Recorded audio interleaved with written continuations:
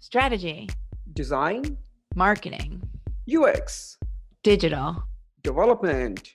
This is Agencies That Build. This show is dedicated to leaders and teams that design and deploy in the digital world.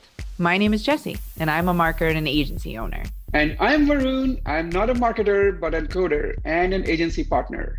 This show is sponsored by Together We Ship, On a mission to help agencies grow. All right, rock on. Here we are. Varun, my friend, how are you? Doing great. Who do we have for the guest today? I'm so excited to learn more about from her. I know, me too. I'm excited for this chat. So today's guest is a user experience architect, a product designer, a software strategist. Her company was named one of the world's top 5 UX agencies since 2016. She's the founder of Slide UX. Erin Young, welcome to the show today. Hello, thanks for having me. Well, we're happy to have you. So we're going to start off our conversation with our usual question around what myth, what misconception, what bogus strategy, what's something that you would like to set the record straight on? Well, one of the lessons that I often get the chance to talk about in my job is the myth that you can save time by skipping user research. We do user experience and user interface design, and that includes research with end users to understand either what their problems are or how well the solutions that have been designed meet those needs. And we find that, businesses are often interested in skipping this step in order to save time. But what actually happens is they end up spending a lot more time fixing the thing that has been developed than they would if they would have discovered that before they got that far down the path.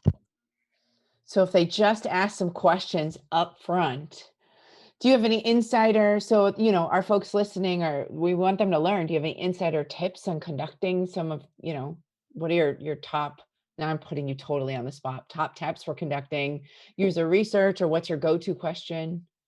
Well, I welcome that because I really want everybody to be talking to their users. And I see even really experienced people get it wrong when they are in the context of salesperson. So, that CEO trying to conduct interviews about their own product. Early on, they're used to selling that product. They're used to pitching that product, and they're not going to ask the type of questions that they need to ask in order to really learn how people feel, because there's always going to be that sales angle to the language that they use. So we all know that you're not supposed to ask leading questions when you do research, but it can be a lot harder than it seems. And one easy solve is for somebody who's not in a sales capacity at all to be responsible for some of those early interviews. So that could be someone like us, or that could even be somebody inside of the organization that's not responsible for sales. I think that the last thing that you want is to have people nod and say, yeah, no, it looks really good, when in actuality, they see something really glaring about it, but they don't want to break your heart. So it's important to establish yourself as somebody who's really looking for insight into what could be improved and what could be better, and to let the person you're researching with know that they're helping you if they're critical. Well, what a great myth to smash from somebody who is in this field, right? And there could be no better myth, I assume, from you, Erin, that could come. Now, talk to me about, so you mentioned, obviously, user research is super important, and still not many people give enough importance to that. They don't want to spend time on it for cost or time or whatever reason. And you rightly said that, they could end up spending more time if they don't do that. Having said that, do you believe that every type of product or website or an app or a web app, any type of project like that should need a UX research, or there are certain specific type that you would spend more time on? Like, where do you, draw that line? Like, yes, this type of work does need a research, and this is not, because I find companies and teams do get conflicted between, where to put most of their time on, right? UX does require time, and it does cost a lot of money to the companies. And maybe you can talk to us about how do you decide if this is the right type of project that need a research? Right. So, I think that is such a tricky question because what is a project? A project could be something as small as adding a hyperlink on a page or a screen where it's needed, all the way up to designing an entirely new feature or even an entirely new product, right? So we define project a lot of different ways, and I think that that's part of the confusion. But one of the best ways to figure out whether user experience research is warranted is to think about the opportunity cost, or the cost of unraveling what's about to happen should you make the wrong decision. What's the risk on the other side if you got this wrong? And that cost can come in the form of the cost to rework it because something substantial has been built and you'll have to pay again to rework it. It could be the opportunity cost of losing a development team for a couple of months on a feature that you learn in the end users didn't actually want. So that's not a future cost, that's a past cost, but it's time that could have been spent on something else. It could be the cost of market confusion, or actually driving users away who are in your target audience by, let's say, focusing too much on the wrong audience. The costs are different, but I think that it really is all about the cost of mistakes and understanding what would be the potential downside of making the wrong decision. And then on the flip side of that, there's also the cost of the user research. That's another variable because, like you said, it can be expensive and it can be time consuming, but it doesn't have to be. The tools are getting better and better every day. And we see that a lot firsthand because we're working with the variety of tools that are available out there in the marketplace to conduct less and less expensive user research or access participant panels, et cetera. Et cetera. So I think that thinking about the cost of the mistake and then also strategizing for reducing the cost of the research might help you find a sweet spot in that decision. Um, so your team, your company focuses completely on UX and UI. How can you give us an idea of how you are set up so that we can understand how much UX work versus how much, well, what percentage of the overall work should consist of the research versus the actual design and everything else that goes behind after the UX or the research work? Yeah, that's a great question. So our first time client engagements often involve like a 12-step process. And in that, two of the 12 steps are user research. We want to research the problem space as we go into solving a problem. And then we want to evaluate how well we solved it on the back half. Like, after there are some ideas about how to solve it, how well does this work, and iterate based on what we learned from users. So that gives you one proportion of what that ratio might be. But there are also other forms of research. So it's all about how you define things. A stakeholder workshop where we're working with stakeholders to understand their problems, that's a form of research with the organization who's sponsoring the project. We might talk to stakeholders that are outside of the project team. We often look at their competitors or alternatives that users might use to accomplish similar tasks. And that's research as well, but those aren't user research. It really just, it depends how you define the different components of the project.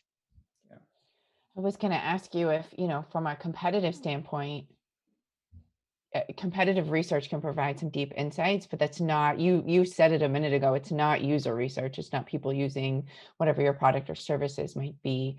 And you're going to get insights in the market that way, but you're not going to be able to uncover, your key differentiators or, user experience between platforms and stuff like that. So Right. Absolutely. Like we think of it like trying to establish a 360 view of the problem. And that competitive insight is one facet, and the users is another very important facet. The internal organizations, opinions of the market, but also of themselves and what they want to bring to market, their vision. Those are important angles as well. Competitive research is great because it can help you understand at a glance if somebody in your organization is considering an idea that absolutely nobody else is doing. Sometimes that can be a good thing. Sometimes that can be a bad thing. And you oftentimes know which way you feel about it once you've conducted the research. It can also help spark ideas like, wow, okay, there's this one way that this particular alternative is taking it further, or interaction design ideas about how they handle particular interactions and how we might make them easier to use. But so many times we've conducted that competitive research or that what we call the analysis of alternatives. And then later you see those experiences change. You don't know why they changed. You don't have any insight into how they were performing or what that company may have learned about them that caused them to change. And that's a good reminder as to why you don't want to hang your hat on just that type of research. And they probably went out and found something out and you went, okay, pivot. Right. Yep. Question marks galore. So have you always been the UX strategy and design company, or that has evolved? I know you are a practitioner, so tell us more about how you all started and what was the idea behind going into this domain. Absolutely. So, to your first question, yes, we have always been focused on user experience design. And that was because this was my freelance practice. And after a couple of years doing this solo, I was swamped and I brought on my partner to join me at that time. And it's been a company that has been growing ever since then. But where it all started for me, really, I could trace it all the way back to a college project. There was a book that I had to read for one of my classes by a guy named Paco Underhill. And the book, I believe, is called The Science of Selling, something kind of like that. And it talked about retail research and how, by observing how people act inside of stores, you can sometimes find ways to change the way that that purchases might flow. For example, if people feel crowded in a particular aisle, they might not spend that much time there, even if it's a decision that requires thought, because they don't like being brushed from behind. Or like in the case of one of the stories they told was a Victoria's Secret, where there was absolutely no seating anywhere around the store, and women would be shopping with their partners who didn't feel comfortable in the store. They had no place to sit, and that created a sense of urgency that would cause women to not spend very long in the store. I just became really fascinated with how observations about people's behavior could drive business results, and that really it could be that simple. And we see the same thing digitally. I was working in-house in it was a science and technology company with a multinational e-commerce website, and um, the engineers had to pull together the content for the web pages that marketed the products. But obviously, those engineers were doing a lot of things and they weren't specialists in web content.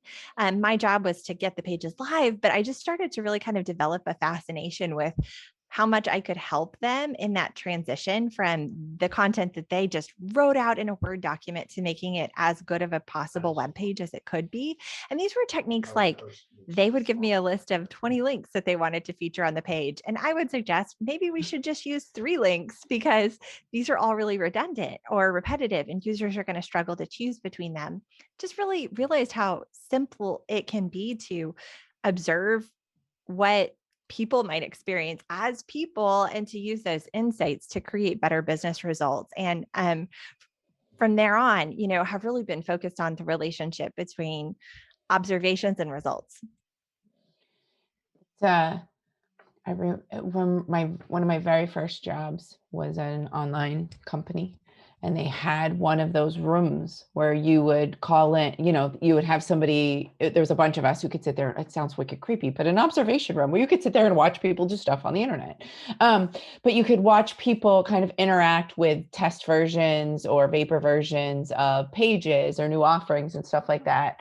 And it was such a cool thing as someone who, from the marketing side, to be able to be like, oh, okay, you can really see the C or the S or however the page is designed, to kind of understand the interaction there. This was, many years ago. So not recent. I'm sure things have changed, especially with the rise of cell phones. But it was such a cool moment to be like, oh my God, this is going to influence how we're deciding to do all the things. So that's Varun, did you have a question? I saw him going in for a. No, I think this is I think this is how things are today as well. Like those are the basic principles, the premise on what the UX is all based on, right? As Erin mentioned, right? Understanding the user's behavior is what drives you know, the decisions to how to build, what to build. So that was the. I think there are better tools available, but the basic premise is still the same. So. Actually, that leads me to my next questions around, being home for the past year and change, or the majority of us being elsewhere, not in offices. It's obviously changed a lot of things in our behavior, how we consume, how we shop. I mean, I have been to the food store way less times in the past year than, and got it. I have not done delivery yet, but I'll drive and pick it up. But I notice I spend less, for an example. I'd be curious to hear from you, Erin, how you've seen, being an expert in this space, what you've seen from your clients, or some of those trends that you may be noticing as part of this COVID, post-COVID world. I feel like we're a little bit beyond it. I don't know. I'm like hesitant to say that. Anyways, we'd love to hear some of your thoughts and observations over the past year, maybe that you can share with some of our listeners. Yeah, absolutely. So for us, this was a scary time. I think for every business owner, it was not knowing what to expect, or worse, knowing what to expect as this started to arise. And for us, we were definitely among the not knowing exactly what to expect camp. What we saw happen was that some of our clients had to pause or pull back investments, but other clients really had to hit the gas on investments, because of the increased reliance on digital for a variety of things. One of our clients had features that they had planned much later in the year. And with everything that happened, all of a sudden, those features became super important, and we jammed with them on those and got the features designed and launched, and they were acquired. I don't even know if that acquisition would have even been a thing had they not had those features and this strange confluence of need for those digital remote features that we had added, right? On the other hand, of course, there were some clients whose investments dealt in part with the physical world that we were all taking a break from. And so their projects became much less important. We had a lot of marketing clients who saw a major shift from what they had planned to do in person at trade shows and that kind of thing towards needing to generate all of those leads online. So that was another big thing as well. And so for us, our business just got all kind of mixed around, and it turned out okay. But recognizing that digital would have to carry more weight than ever before changed the way that companies were distributing their budgets.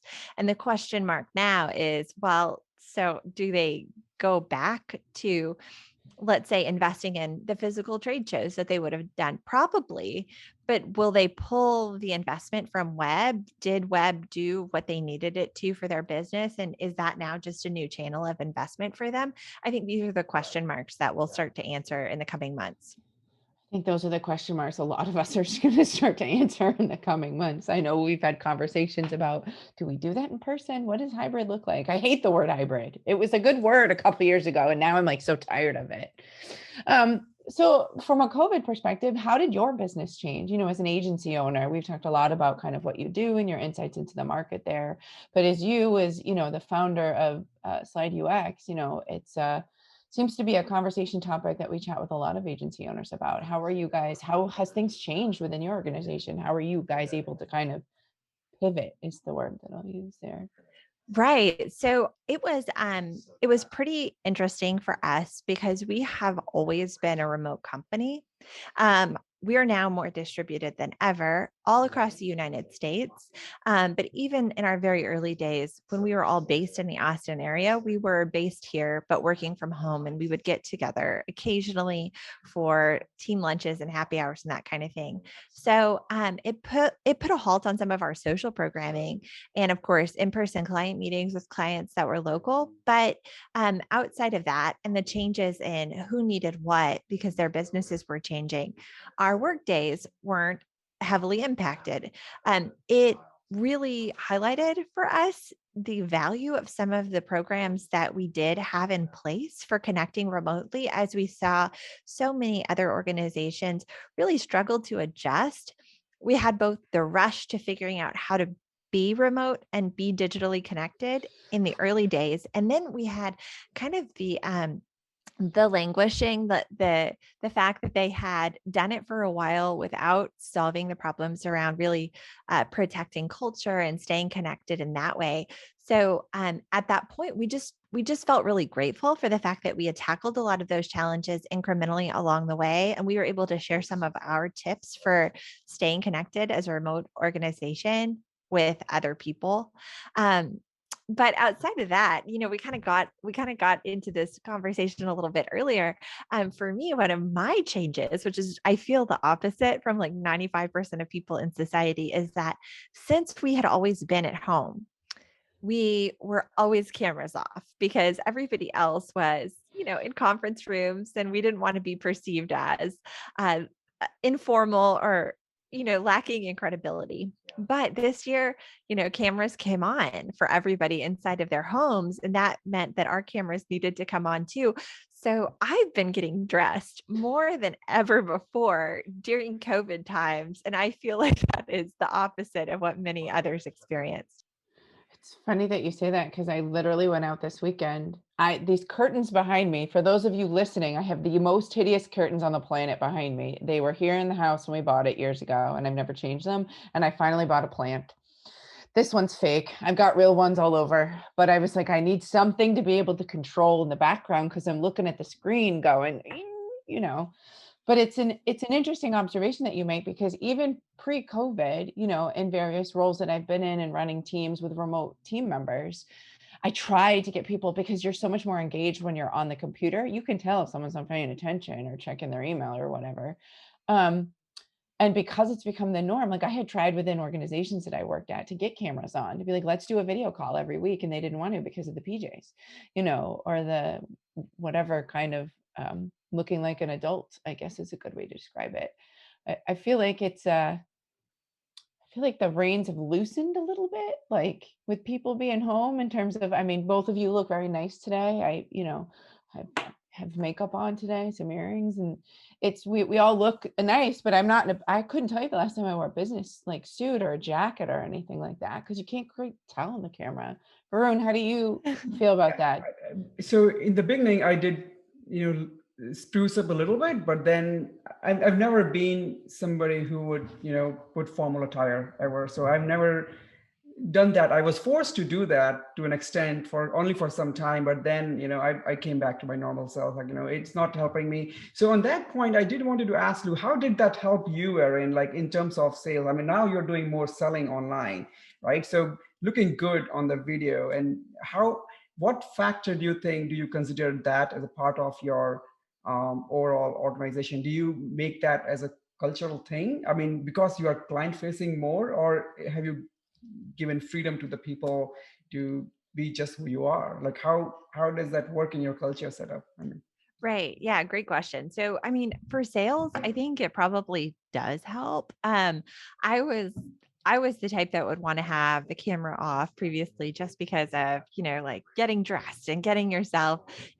spruced up every day for work. One of the perks of remote seemed to be that I could avoid that. But now that we are turning cameras on in sales, because we're following the lead of our clients who now are used to doing the same thing on their sides, I think that we have the opportunity to form more of a personal connection with them. And we often hear that final decision, they'll be talking to 5 or 6 firms, they'll narrow it down to 2 or 3 firms on the basis of just the checks um, and X's of the comparison process. But those final 2 or 3, oftentimes the choice is made on vibe, it's made on personality and culture fit. So I think that the video probably helps with that. We do talk to our team here internally about how to present themselves to clients in the most, you know, uh, the best way, putting your best foot forward. But we do follow the lead of our client organizations because oftentimes they have multiple people on their side participating in the process. And we certainly don't want to cause them any sort of discomfort. So if there are cameras on organization, will be cameras on with them. If there are cameras off organization, will be cameras off. And of course, internally, I know my team, I know them, and I don't need to see their faces every day or for them to look any particular way for me. Um, but we do have at least one meeting a week that's a little bit more focused on connecting.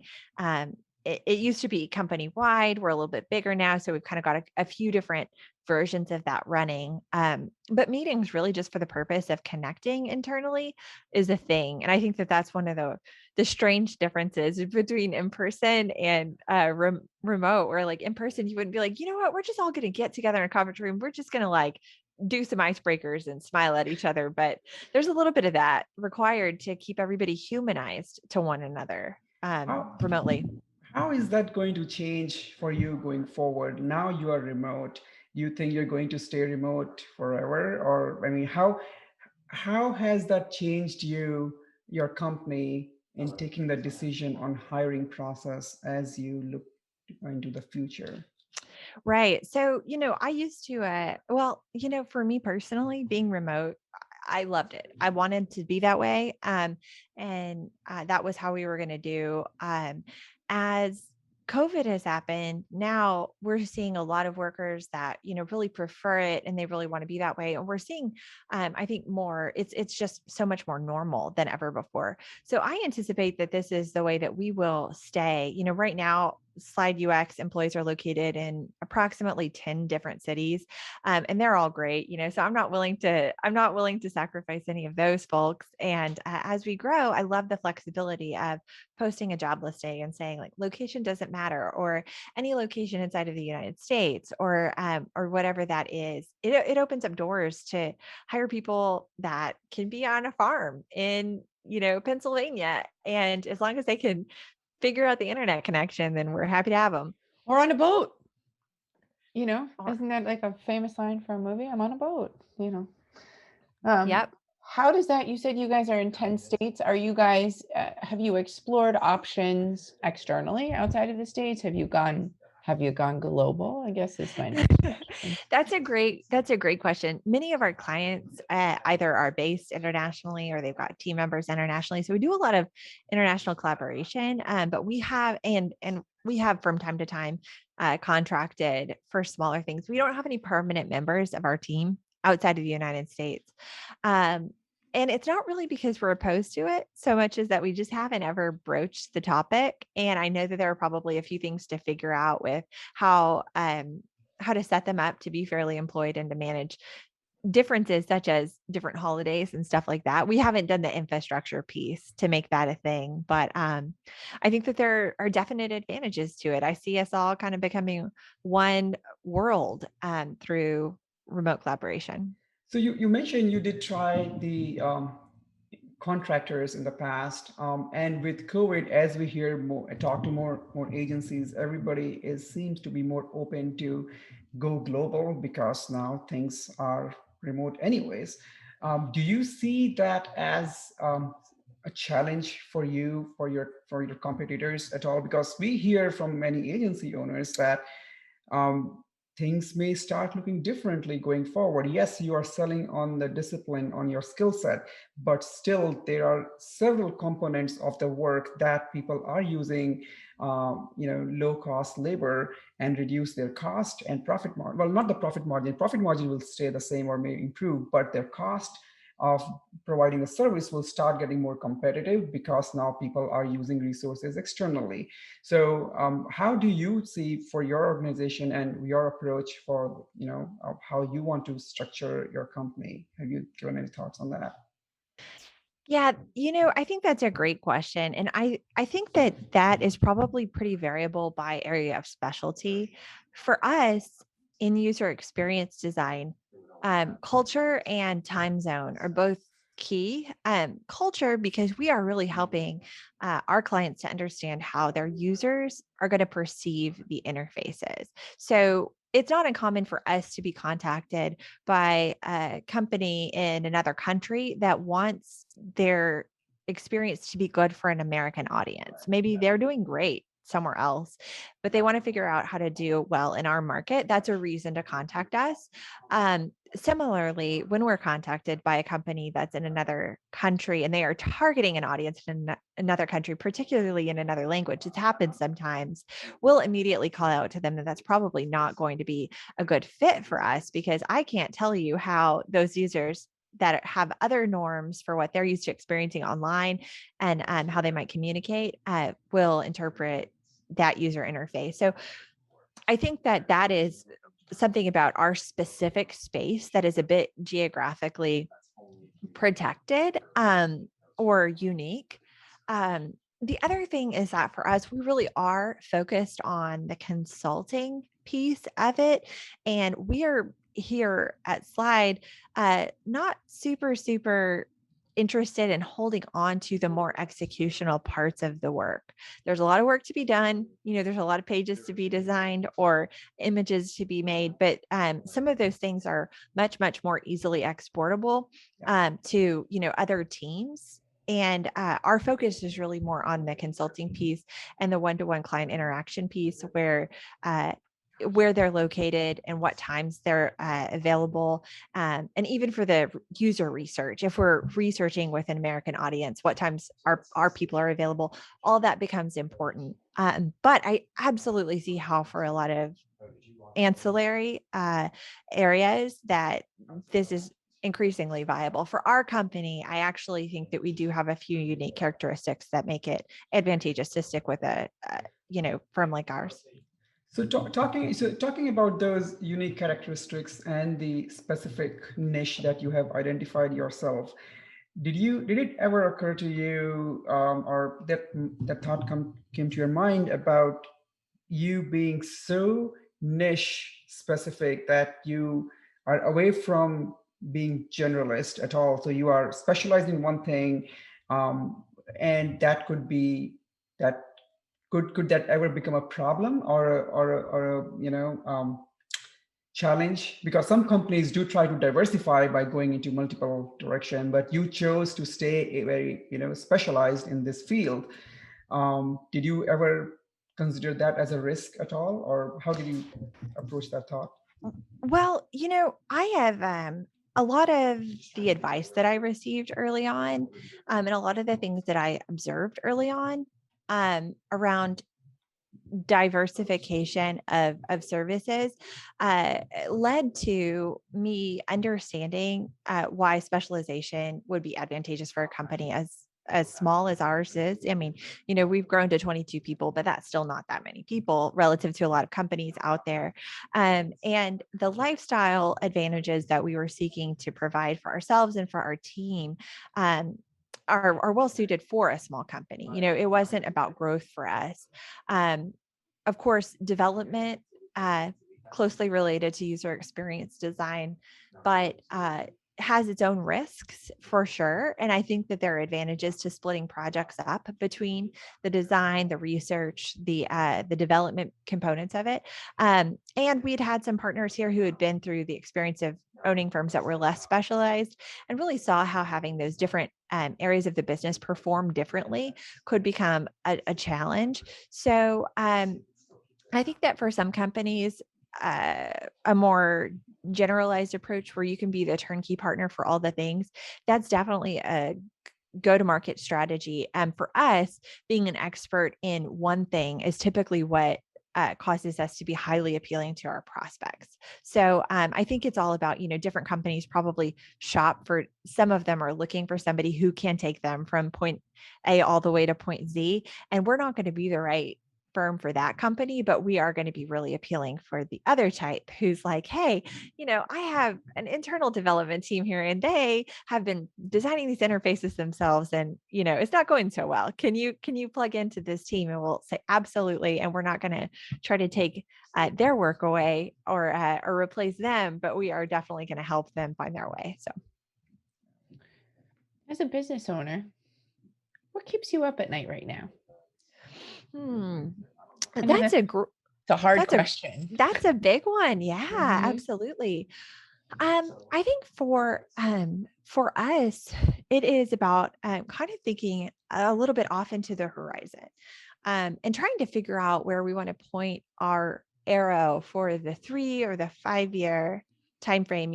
We talked about how we didn't set out really to create a business of this size in the beginning. It's wonderful that it's happened, but this isn't the business following our dream. This is a dream unfolding before us.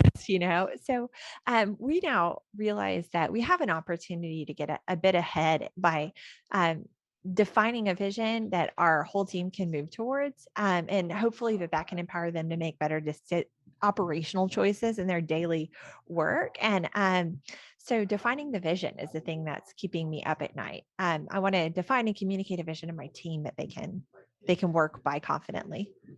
Is it a pivot from what you've had? Is it because you've been in business for a number of years at this point, from a growth perspective, I'm guessing that vision comes from what's next. So maybe that's the question I'll ask. What do you think is next?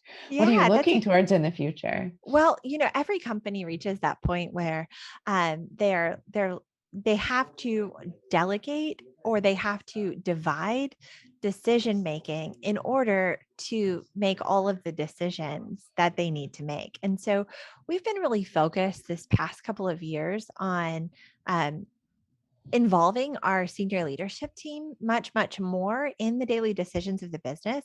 And moving forward, I see more of that. I see that this has gone very, very well, and that we're making better decisions and communicating them with our team better than ever before as a result of that. However, there are still a lot of things that Brant and I, as the business partners, are deciding or figuring out on our own. And I'm eager to work through better inclusion of the full team in all of that, so that we can How have you continue done to that? Like, not to cut you off, but that's yeah. it's a conversation that's come up a couple times as we talk to people. How have you done that? Have you tried things that have worked? Are there, games, tasks, projects, activities that you found that creates bringing people together and sharing and planning? Any tidbits there that you found? Well, for us, something that really changed the game was a meeting weekly as a senior leadership team. We didn't used to do that. We used to meet like once a month, Mm. and B, preparing an agenda ahead of time with space for comments ahead of time. So throughout each week, like literally the 4 days in between each of our meetings, we're each stockpiling topics. It could be an announcement, it could be a question, whatever it is. We're stockpiling those into a document that we all review before going into the meeting. So you come in prepared for the conversation. You kind of know what we're going to be talking about. You may have already shared opinions, and you may have begun the debate ahead of time.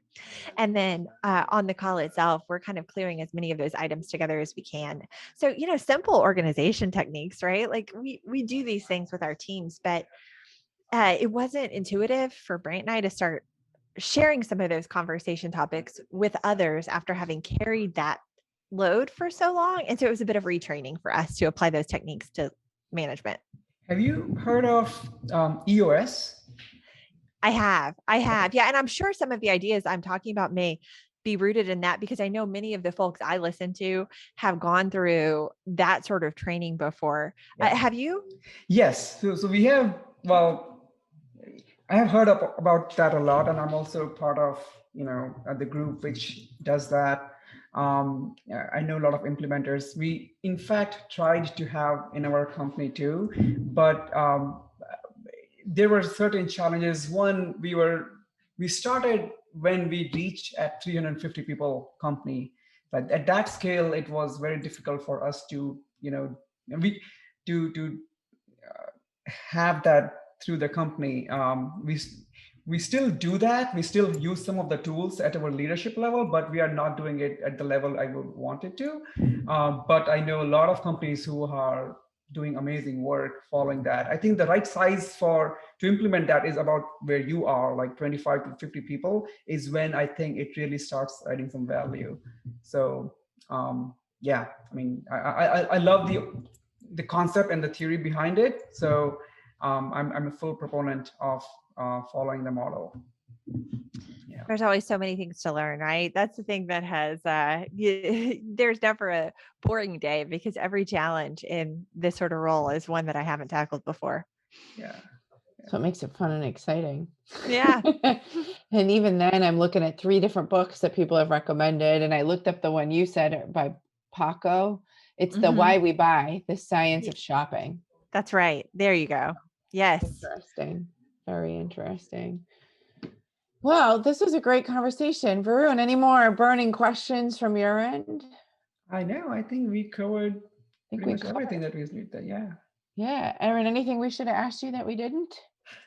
No, it's really been it's been great. I've enjoyed the conversation, and again, I want to thank you for having me here today.